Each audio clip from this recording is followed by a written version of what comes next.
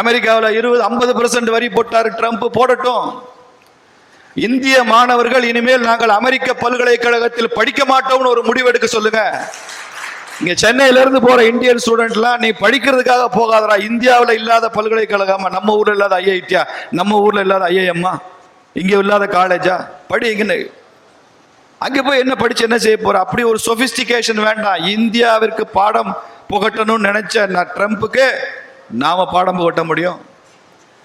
இனிமே பொருட்கள் வாங்கினா பலசரக்கு ஜாமான்ல இருந்து டெக்ஸ்டைல்ல இருந்து நம்மளை சுத்தி சுத்தி கடைகள் இருக்கு. சுதேசி கடைகள் இருக்கு, தேசி கடைகள் இருக்கு. எல்லா பக்கமும் நம்ம ஊர் அண்ணாச்சி கடை இருக்கு, வாங்குங்க. அண்ணாச்சி கடையை விட்டுட்டு ஏங்க அமேசான்ல போய் வாங்குறீங்க? அமேசான்ல வாங்கினா அமெரிக்காவுக்கு தான் லாபம். You stop purchasing from Amazon. You stop going to study in US.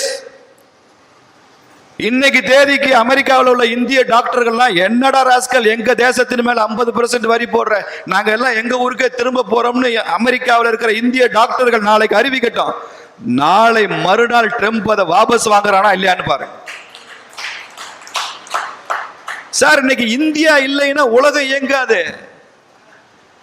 எழுதி வச்சுக்கோங்க. இந்தியாவிற்கு இந்த உலகம் தேவையோ இல்லையோ, இந்தியாவிற்கு இந்த உலகம் தேவையோ இல்லையோ, இந்த உலகத்திற்கு இந்தியா தேவை.